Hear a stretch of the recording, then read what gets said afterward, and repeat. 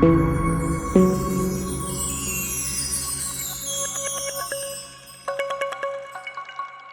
everyone. Hi Sameep. Hey man. Hey, Okay, so I'm going to introduce the session and okay, that's my screen.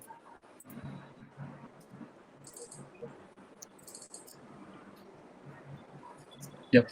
So Bandra Collective is it's a not-for-profit organization.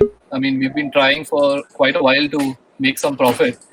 It's not worked out thus far. So we're still a not-for-profit organization. It kind of started with us, working in our respective neighborhoods in our own, kind of individual capacities. And the idea was that, we kind of met and discussed how to pool resources and create, capacity so that we could actually become available for all kinds of work, to do in Bandra.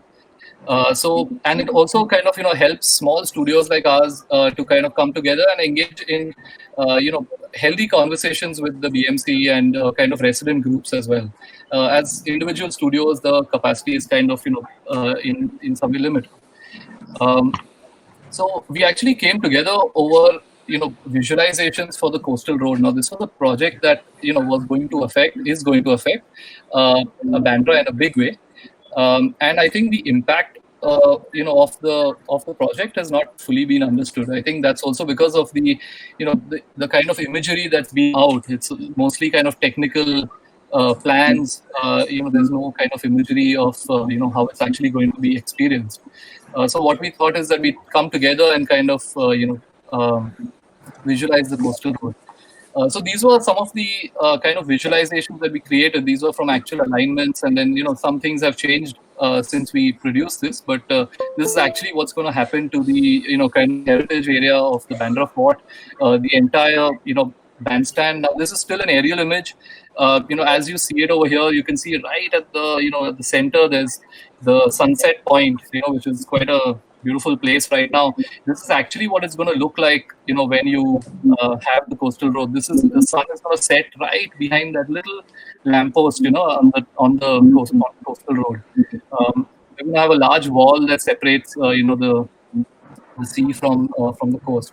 So, we kind of, and then as we kind of, got into visualizations, we actually expanded the scope of the project. We started visualizing other areas. This is the Haji Ali area, which is actually a very, very, very complex kind of, set of roads here. A lot of intersections, a lot of, kind of entries and exit points.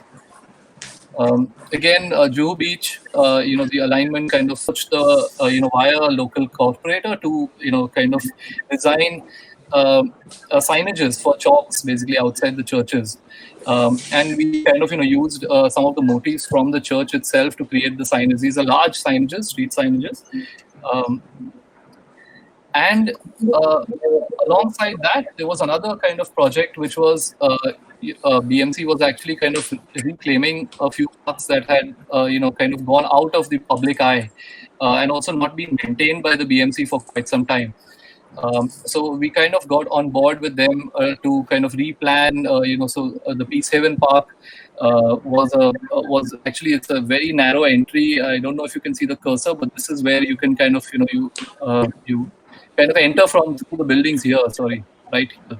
And, and it's quite a hidden park. It's used, almost privately by, school and a building. So we kind of, created a basketball court. It was anyway an existing one. It was more of an upgrade on this side. These are some of the work in progress pics for the realignment of a jogging track. We maintained the 3 cricket pitches that were kind of existing in the ground, and just introduced the jogging track really, that kind of frames the football field. In a similar way, there were lots of small projects that we kind of, helped out with. These were small visualizations for a little pavilion in the Almeida Park for, people to just kind of relax and also use for yoga. The Patwardhan Park, which is just off Linking Road, This was an interesting project where the Durga Puja pandal and a basketball court had to be brought together in a kind of seamless kind of design. So the entire kind of stalls, what you see as S1 to S17, these were all kind of stalls which were put up during the Durga Puja festival, and the pandal is the one at the bottom, and these we kind of created a little landscape between the two, so we had to kind of literally mediate a sports arena which was constantly damaged by the holes that were kind of created due to the pandals being moved in. So that was kind of designed and solved. And the Linking Road Park kind of proposal, also reordering some of the shops there and creating a little bit of porosity from the uh, from the uh, from the road, so that the park, actually the ambience is kind of it kind of creates a little bit of relief for the congested kind of linking road edge. Yeah. So over to you, Sameer. He'll be talking about the Carter Road Promenade. Thank you, Zameer. So I think this project is really dear to all of us because A, it's a large, well-known public space. B, it's bang on the sea. And C, it's in Bandra. So it's really kind of, you couldn't ask for more if you wanted to work on a project. So we're all really thrilled to get the opportunity to work on it. And we really try to put our heart and soul into the whole project. The history of it is that in the early 2000s, what is unique about this is that there was an active group of citizens who kind of took charge of reclaiming the space, which was just kind of a leftover space, and converting it into a well-designed, well-utilized, probably maintained public space. So the citizens group was called BWRA, Bandra West Residents Association. And along with architect P.K. Das in the early 2000s, they kind of got funding, went to the authorities, got most of this done. I think architect P.K. Das spearheaded that effort. He was instrumental in getting it done. So that really created the base for this project. And we came in about 2018 or so, because partially due to the success of the project was that it was so heavily used that many of the spaces had got, the finishes were in bad shape. They had got spoiled, they had got broken, So that was, I think in most respects, due to the success of the project rather than anything. So that's the history of the project. So I think when we first started working on this, P.K. Das brought us in to work on this project. We came up with a couple of key ideas. One was, we wanted to create kind of a variety of experiences as you walk along the entire, 1.6 kilometers or so, to add to kind of experience. As many of us know, the easiest thing a designer can do in such a situation is to come up with one kind of section and just extrude exactly the same section. This is something that we wanted to avoid at all costs, because we wanted to create kind of a richness and a variety of experiences. The second thing we talked about in our initial brainstorming sessions was that we realized that there was an existing network of spaces which were already vibrant, and already heavily used. And we wanted to kind of build on their strengths and kind of take them to another level and not fundamentally disturb those aspects of the design that were already used, that were from P.K. Das' design and were already working well. So if you look at, the range of spaces from one end to the other, there is a large amphitheater, there's a large section where there are mangroves, there's a variety of sit-outs by the sea, and you'll see in the drawings that Zameer is looking through, is that we try to create kind of textural variations, into different kinds of seating, different patterns, so that it's not the same, it's not uniform. There's a variety in what you see. There's a jetty going into the sea. There's a toddler's park. There's a dog park. There's a small amphitheater. There's a skate park. And then came the issue of, when you have this variety of experience happening, how do you actually tie it all together? So I think Robert came in with this very beautiful kind of a paving pattern that you see in the photographs. It's kind of a triangular or hexagonal pattern that is inspired by the colors of the sea. So it's kind of a range of grays and blues, and maybe a few colors of beige, which are inspired by the sand. And that really ties in all of these disparate elements into one continuous whole. So I think Robert, saved our asses on that one, maybe. Thanks, Robert. Yeah. And I think that describes kind of the overall approach that we took. And then I think we'll hand it over to Robert to talk further about this small park that you see in the corner.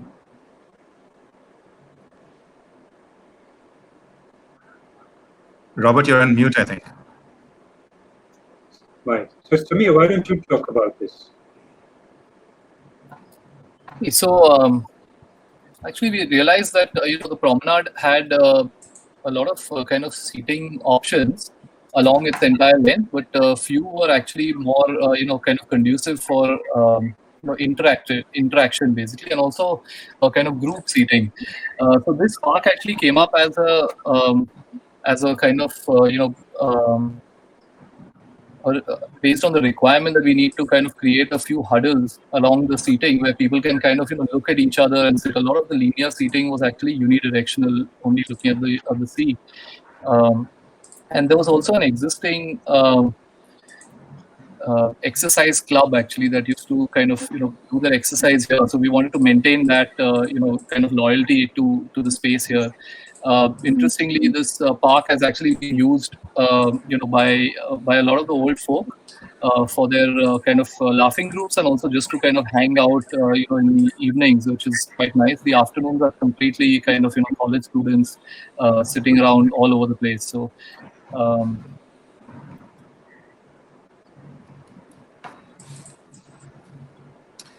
So I think the other thing we wanted to do, but were not finally successful, was in incorporating like a cycle track into the promenade. So this was part of our initial plan. We did a small trial, but it was hard to get the authorities to buy into this for a variety of reasons.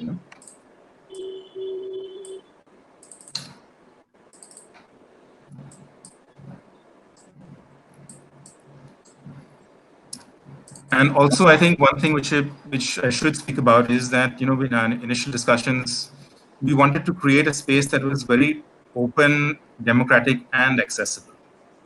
While this, sounds like a kind of a self-evident statement, in practice it is not, because most of our parks in Bombay are kind of locked in iron jails. They're locked up most of the day. They're physically locked up with a lock and these, iron bars and iron railings. So they're really not accessible. Right? And that is something that we would urge all of us to start, advocating for, to lock up and kind of free these parks from jail. Yes, there will be issues that we have faced with actually executing these projects and having open democratic spaces are, in terms of the local residents, they face the issues of, young people coming late at night and drinking and doing drugs, So these are genuine problems, and designers do have to think about them, and they could be a range of solutions that could be deployed to handle them. Yeah, so I'll take it from here, talking about the skate park. And this project out from this idea that sort of the observation that the promenade at Carter Road needed more diversity. And while all these different challenges are there, of course, in public space and the way it's used and maybe also misused, we felt that there's a very urgent need to create more diversity of the types of people visiting and using the promenade, right? Because in general, you have the sort of the uncles, aunties strolling around the Carter Road, and maybe young families with kids.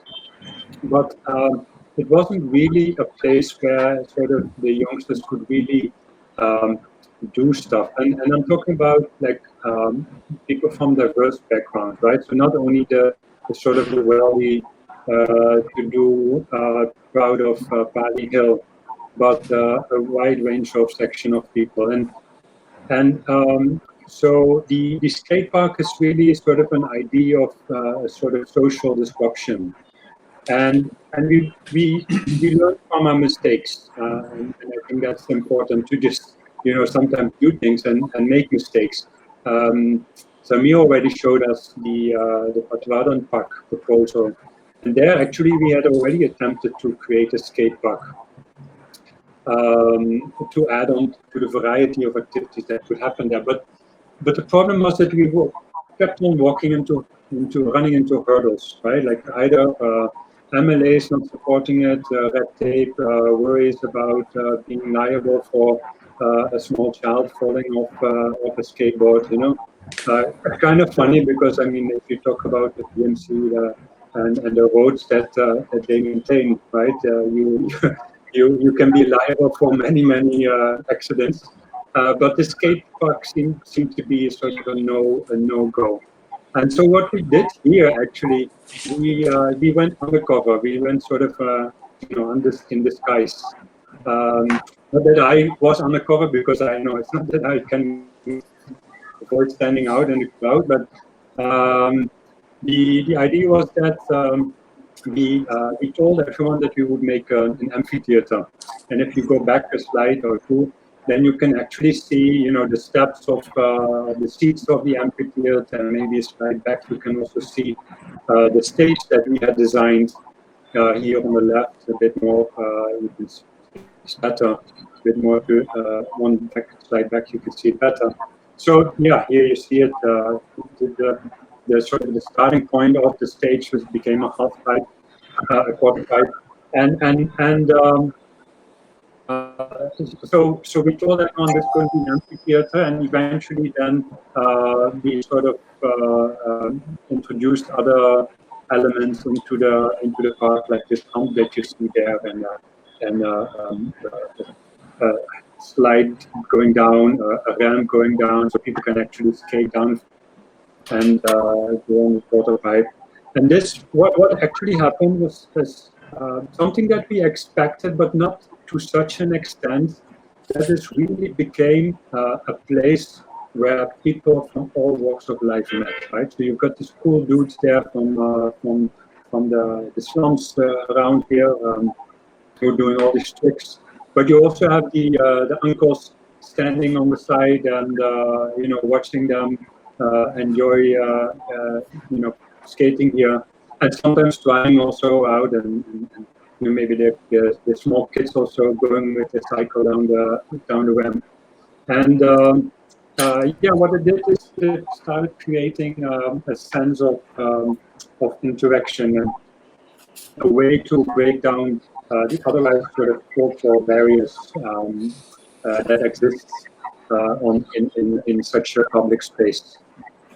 You see here how this has actually also progressed, and what's interesting is that you start these kind of initiatives on the top, and then it starts taking its own life. And this amazing skater slash contractor actually said, you know, I'll do this for you, Altamash from Bombay SB. He knew the perfect way of laying this smooth concrete that no other DMC contractor would have been able to do. He introduced also an artist who made this amazing artwork, and now it's really become a place that's sort of iconic, and people really come to Carter Road to see this space and to enjoy it.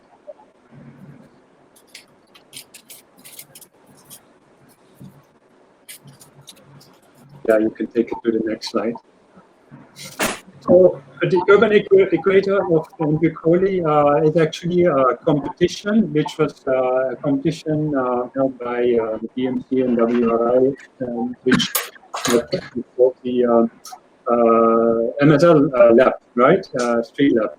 And here the idea was that different architects and urban designers, multidisciplinary groups could sort of pitch ideas for public streets, and there were 5 public streets around Mumbai which you could enter a design ID for, and we chose this location in Vikhroli because it's really interesting. On the north side, you've got the Verrijt Hafiz contractor enclave, and then on the left here you see a large slum built on a hill, almost like, you know, the favelas. On the right side, you see a sort of another enclave, which is the Godrej Properties enclave. And in between, you've got this big road. And this road is like this massive sort of 6-lane road with actually surprisingly few cars that are actually driving, because most cars were actually on the side of the road, sort of as junk. You see that, of course, a lot in our cities, that just cars are parked and yeah, they can't drive even. And basically this street, the challenge was there that it was a very unsafe place because of all this sort of junk lying around, and really the design of the pavement and the roadway not done well. And what we realized is that there's ample amount of space, and what we actually we sort of reprioritized the requirement for the car, and narrowed that down and created a 3-acre public space, green space in the center of the road. Alan, you want to continue? Hi. Yeah, it's an amazing design. Basically, it's kind of giving a lot of space back to the people. Since there are very few cars and even fewer people within the cars when they are there, it's nicer if people can actually use the road. So we use the road. So we won the competition, which is great. And hey, BMC, you owe us money for the fees. So what we did is we were using the Zameer, stop laughing. Where We used the center of the road. Instead of just using the sides, it was innovative to use the center strip, because the center strip was wide and covered a nala. So you had this entire section running through the center.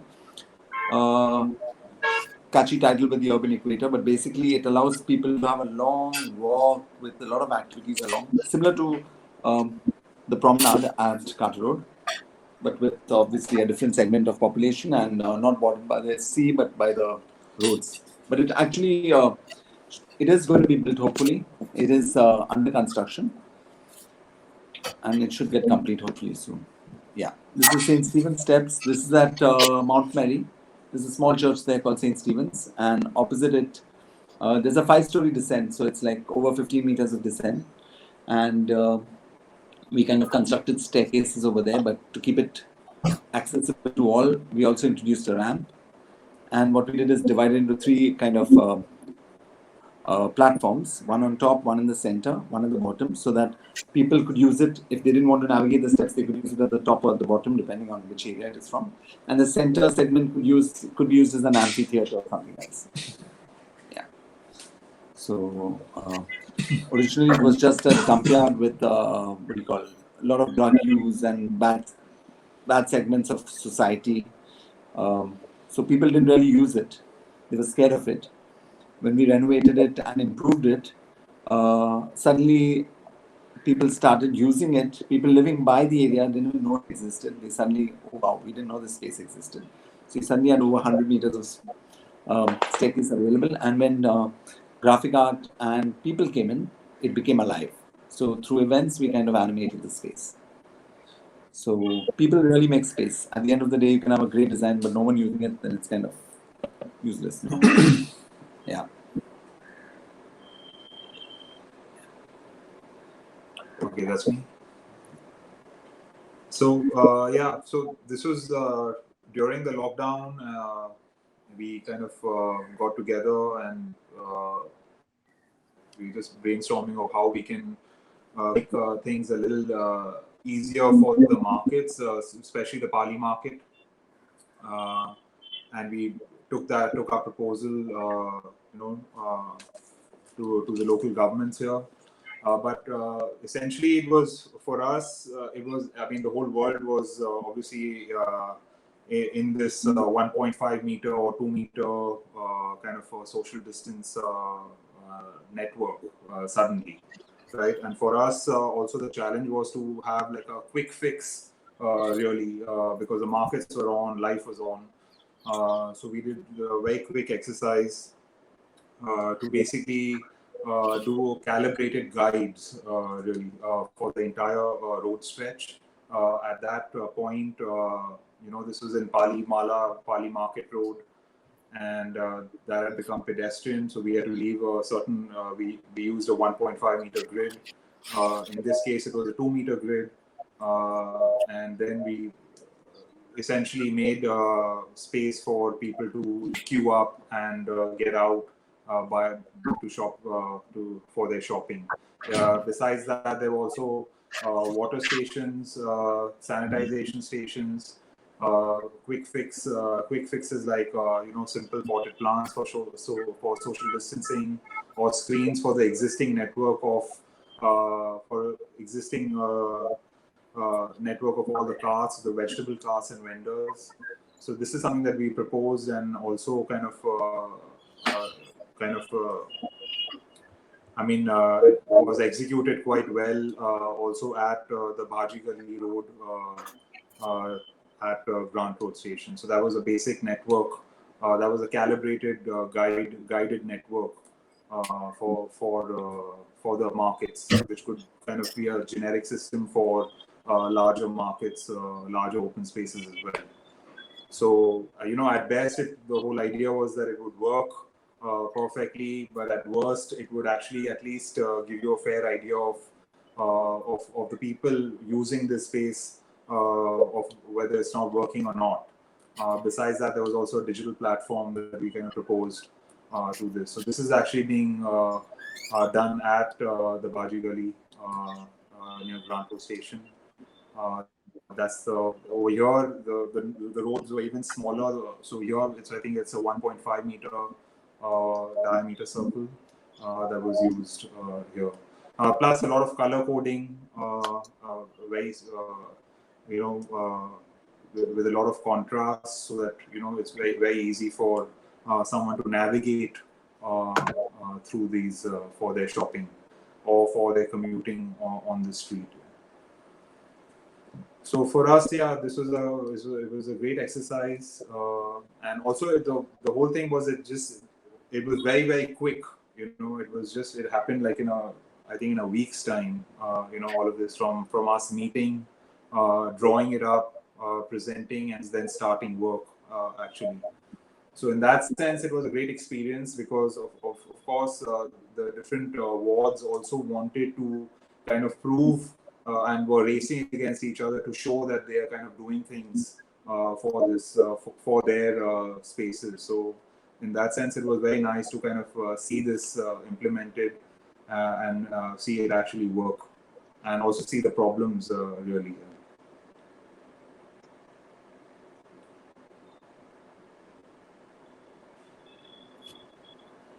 Cool. That's it from us. Hey, sorry, I just wanted to also add a couple of things.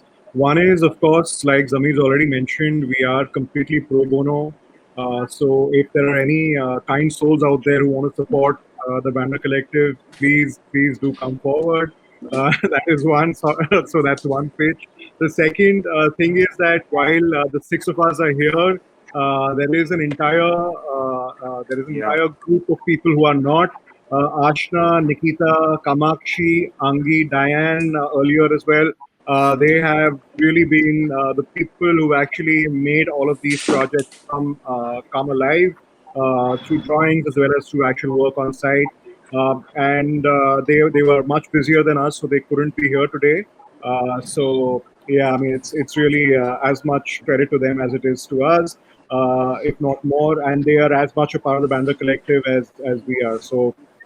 You can join the Bandra Collective whenever you like, but you can't exit. So that's pretty much the format. So they are members for life. Yeah, that's it.